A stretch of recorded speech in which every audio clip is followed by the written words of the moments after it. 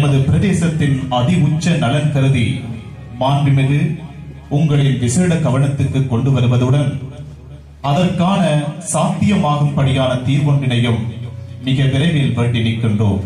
9 சதுர கிலோமீட்டர் நிலப்பரப்பை 17 கிராம உத்தியோகத்தர் பிரிவுகளாக வகுத்து தனியான ஒரு பிரதேச செயலகம் நிர்வகித்து வரும் புவியியல் கட்டமைப்பை கொண்டது இந்த அழகிய சாய்ந்தமருது.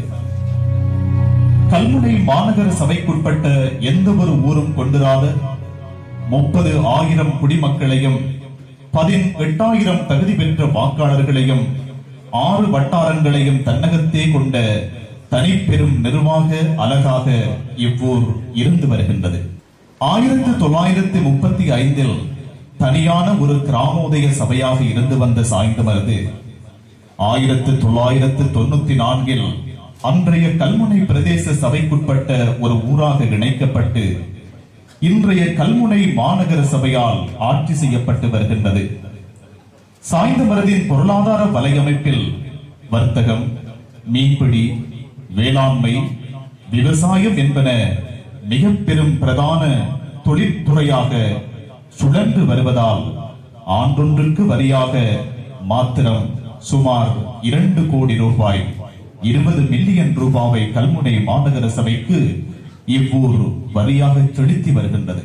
எமது சாய்ந்தமருதின் வரையறுக்கப்பட்ட நிலப்பரப்பிற்குள் அமைய பெற்ற அடர்த்தியான சனத்தொகையும் அவற்றின் பரம்பல் மற்றும் தொழிற்பாடுகளுக்கு ஏற்ப அரச வரிகளை முறையாக சேகரிக்கவும் உட்கட்டமைப்பு மற்றும் பொது வசதிகளை சீராக வழங்கவும் சட்ட ஒழுங்குகளை நடைமுறைப்படுத்தவும் கண்காணிக்கவும் பிரத்யோகமான ஒரு வரவு செலவு திட்டம் தயாரிக்கப்பட்டு நடைமுறைப்படுத்துவதற்கான தேவை எமதூருக்கு தற்போது எழுந்துள்ளது.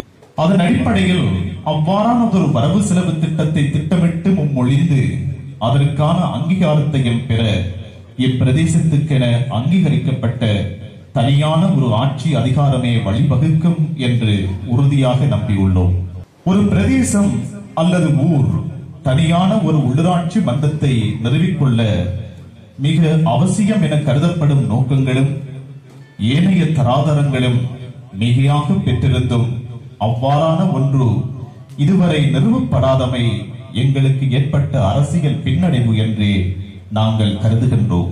எங்கள் ஊரின் மூத்த பிரஜைகள் காலத்துக்கு காலம் இதற்கான வேண்டுகோளையும் அக்காலத்தில் சம்பந்தப்பட்ட அரசியல் அதிகாரம் கொண்டவர்களிடம் முன்வைத்த வரலாறுகள் ஏராளமாக உள்ளன. சாய்ந்தமருது பிரஜைகளாகிய எங்களுக்கும் தனியான ஒரு உள்ளூராட்சி அதிகாரம் தேவை என்பது வெறுமனே எங்கள் ஆசை என்பதிலும் பார்க்க அதுவே எங்களின் இன்றைய அரசியல் அபிலாஷையாக மாறியுள்ளது. நீங்கள் நன்கு அறிந்தபடி இறுதியாக நடைபெற்ற கல்முனை மாநகர சபைக்கான உள்ளூராட்சி தேர்தலில் 16,000க்கு மேற்பட்ட விருப்ப வாக்குகளை அபிமானத்துக்குரிய எங்கள் ஊரைச் சேர்ந்த ஆற்றலுள்ள ஒருவருக்கு அளித்ததன் பலனாக வரலாற்றில் எக்காலம் இல்லாத அச்சபைக்கான முதல்வர் பதவியை பல போராட்டங்களுக்கு மத்தியில் பெற்றெடுத்தோம். துரதிர்ஷ்டம் என்பதிலும் பார்க்க துர்பாக்கியமான முறையில் அப்பதவி எங்களிடமிருந்து இடைநடுவில் தட்டி பறிக்கப்பட்டது. இந்நிகழ்வால் சமூகங்களுக்கு அரசியல் அநீதியும் புறக்கணிப்பும் ஏற்படுத்தும் அதிகாரம் பெற்ற ஒரு பிரிவினர் இன்னமும் நமது நாட்டில் இருக்கத்தான் செய்கின்றார்கள் என்பதை தவிர வேறு எந்த தீர்மானத்துக்கும் முடிவிற்கும் எங்களால் வர முடியவில்லை.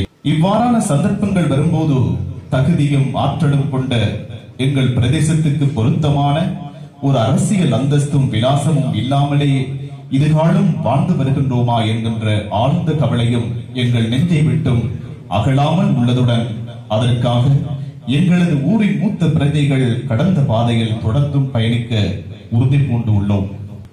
இன்னும் கூறப்போனால் நமது நாட்டின் அதிவேதகு ஜனாதிபதி அவர்கள் தனது மில்லேனியம் குறிக்கோள்களை வகுத்து அதனூடாக எமது நாட்டை ஆசியாவின் ஆச்சரியமாக மாற்றி அமைப்பதற்குரிய அவர்களின் பயணத்தில் எமது சாய்ந்தமருது பிரதேசம் அரசியல் ஆட்சி அடையாளமின்றி நிற்பதை கொண்டு உணர்கின்றோம். எனவே மேலும் விவரிக்கப்பட்டுள்ள காரணங்களின் நிமித்தம் சாய்ந்தமருதுக்கும் தனியான ஒரு உள்ளூராட்சி மன்றத்தை நிறுவி எமது பிரதேச மக்களின் கடந்த 35 ஆண்டுகால அடிப்படை அரசியல் அபிலாஷையை நிறைவு செய்து தருவதற்கு ஆவணம் செய்யுமாறு மாண்புமிகு உங்களை தயவுடன் மிக பணிவன்புடன் கேட்டுக்கொள்கின்றோம்.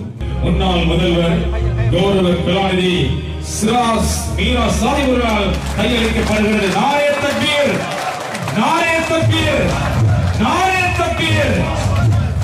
பள்ளிவாசல் செல்கின்றது, பள்ளிவாசல் போய் கலைக்கின்றது, தீர்மானங்களை காட்டுகின்றது. அமைச்சர் ஹக்கீம் அதை கணக்கில் கூட எடுக்க முடியல. 6 மாதம் கட்டத்துக்கு 6 நிமிடமும் சிராஸ் மீரா சாஹிபுக்கு கொடுக்க மாட்டோம் என்றார். நான் ஒரு கேன்சரா? கேன்சர். அந்த பள்ளிவாசலுடைய கோரிக்கையை கூட அவர்கள் அந்த தலைமைப்புடம் ஏற்றுக்கொள்ளவில்லை. பள்ளிவாசலை அவமதித்தார்கள். நன்றாக விளங்குகின்ற நண்பர்களே, இன்று எங்களுடைய தாகம் சிராஸ் மீரா சாஹிபுக்கு ஒரு உள்ளூராட்சி சபை தேவை என்பது நோக்கமல்ல. 35 வருடங்களாக இருக்கின்ற இந்த தாகத்துக்கு தண்ணி ஊத்த வந்தவர்தான் இந்த அதாவுள்ள அமைச்சர். எங்களுடைய தாகத்தை அமைச்சர் அவர்களை புரிந்து கொள்ளுங்கள். சாய்ந்த மருதுக்கு என்ற உள்ளூராட்சி சபை நாங்கள் பிரிப்பதன் மூலம் எவருக்கும் எந்த விதமான பாதிப்புகளும் கிடையாது. புதிதாக வடிவமைக்கப்பட்டிருக்கின்ற உள்ளூராட்சி சட்டத்திட்டத்தின்படி முழுமையாக இந்த மாநகர சபைக்கு 22 வட்டாரங்கள் தெரிவு செய்யப்பட்டிருக்கின்றது. இந்த 22 வட்டாரங்களில் சாய்ந்த மருதுக்கு 6 வட்டாரங்கள், தமிழ் சகோதரர்களுக்கு 5 அல்லது 6 வட்டாரங்கள் என்றால் 11 வட்டாரங்களை முஸ்லிம்கள் அதிகமாக கைப்பற்றுகின்ற அந்த மாநகர சபை, இந்த ஊர் பிரிவதனால் நாங்கள் இந்த கல்முனை தொகுதிக்கு இன்னும் ஒரு அரசியல் அதிகாரத்தை நாங்கள் கூட்டுகின்றோம். இன்னும் ஒரு அரசியல் அதிகாரம் கிடைக்கின்ற காரணத்தினால் இந்த கல்முனை, இந்த ஐக்கியப்பட்ட இந்த கல்முனை தொகுதிக்குள் நாங்கள் இன்றும் எங்களை அரசியல் ரீதியாக ஸ்திரப்படுத்திக் கொள்ளலாம். அமைச்சர் அவர்களே, நாங்கள் தாகத்தில் இருக்கின்றோம். உங்களை நாங்கள் மன்றாடி கேட்கின்றோம். உங்களுடைய கால்களை பிடிக்கின்றோம். அமைச்சர் அவர்களே, இந்த கூட்டத்தை பாருங்கள்.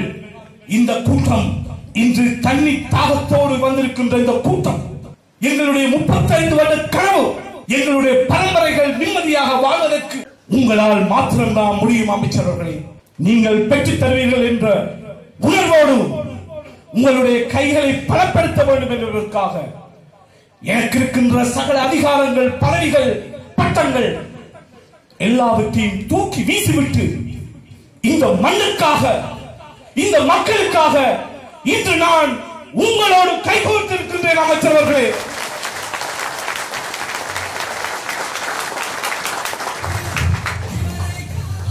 எங்களை நம்புங்கள், இந்த மக்களை நம்புங்கள்.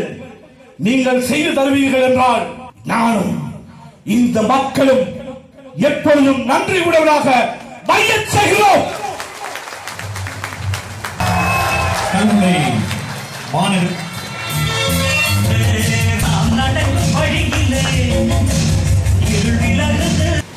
சாய்ந்த மருதுவை பொறுத்தவரையில் உங்களோடு இயற்கையான நேசம், அதற்காக மற்றாக்களோடு இல்லை என்பதல்ல. எல்லா காலங்களிலும் நாங்கள் நேசத்தோடு இருக்கிறோம். கடந்த காலங்களிலே பல விடயங்கள் உங்களுக்கு நடந்திருக்கிறது. சில விடயங்களில் கல்முனைக்கு போகின்ற பொழுதும் சில சின்ன அரசியல் பிரச்சனைகள் வந்து அதனால் எனக்கு அது கொஞ்சம் வாசியாகவும் மாறியது. சில இடங்களில் இங்கே ஒன்று செய்ய தேவையில்லை அப்படி இப்படின்றெல்லாம் வந்தோடனே காசை கொண்டு நிறைய அக்கிரமத்தில் செய்யக்கூடிய வாய்ப்பும் வந்தது. அல்ஹம்துலில்லாஹ். சாய்ந்த மருது மக்கள் கவனமான மக்கள். சும்மா அப்படி இருக்கிறதுக்கு என்ன, அந்த நேரம் சரியான ஹாஸ்பிட்டலில் திறப்போம். பள்ளி நிர்வாக சபை வந்து சருகாமல் சரியா முறையாக எழுதி கொண்டு வந்து இதற்கு உங்களுக்கும் நன்றி. கடைசியாக நாங்கள் வந்து சருகாமல் கடுமையாக எழுதி வந்து வாசித்து விட்டு செல்லுகின்ற தலைவர் அவர்களே என்று நானும் வாசிக்கிறேன். அவங்களும் கூட பரிசீலிக்கிறார். இப்படியே ஊழல் கனகாலம் இருந்தது. வேலை செய்யுமா நான் ஓட்டு போட மாட்டேன். இணைக்கும் அதுதான் வேணும். இப்ப நீங்க உடனடியாக ஓட்டு போட்டா உடனடி செய்ய உடனே உரிமையாக இருக்கும். ஒரு கிராமம் ஒரு 50% வாக்குகளை எனக்கு போட்டேன்னா நான் அந்த கிராமத்துக்கு உடனே அடிமையான். அவன் சொல்றதான் நான் கேட்கணும்.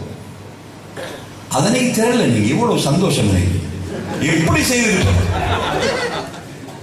இப்ப அறவே தராம இவ்வளவு செய்யலாமண்டா நீங்க தந்தா எப்படி இருந்திருக்கும்? சும்மா யோசிச்சு பாருங்க. அதை இன்னமும் கேட்க. இந்த வட்டாரம் பிரிக்கின்ற விடயத்தில் கூட அது உங்களுக்கு கூட தெரியாது. கடன் கவனமாக சில விஷயங்களை நாங்கள் செய்திருக்கிறோம். யாருக்கும் எந்த விதமான பாதிப்புகளும் இல்லாமல், எந்த சமூகத்திற்கும் எந்த ஊருக்கும் பாதிப்புகள் இல்லாமல், எதிர்காலத்தில் எவ்வாறு என்ன செய்ய வேண்டும் என்பதற்கு அத்திவாரமும் நாங்கள் விட்டிருக்கிறோம். இன்ஷா அல்லாஹ் யாருக்கும், எந்த சமூகத்திற்கும், எந்த கிராமத்திற்கும் எந்த விதமான பாதகங்களும் இல்லாமல் உங்களுக்குரிய பிரதேச சபை இன்ஷா அல்லாஹ்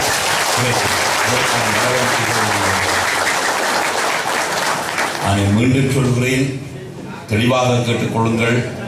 எந்த ஊருக்கும் எந்த சமூகத்திற்கும் யாருக்கும் எந்த விதமான அநியாயங்களும் அல்லது குறைபாடுகளும் இல்லாமல் உங்களுக்கு குறித்தான, நீங்கள் உங்களை ஆளுகின்ற, உங்களுக்கு எல்லோரும் சேர்த்து கொடுக்க வேண்டும் என்கின்ற அந்த அழுத்தங்களோடு கூட உங்களுக்கு நான் செய்வதற்கு நான் அதனுடைய பணிகளை தொடங்கி இருக்கிறேன்.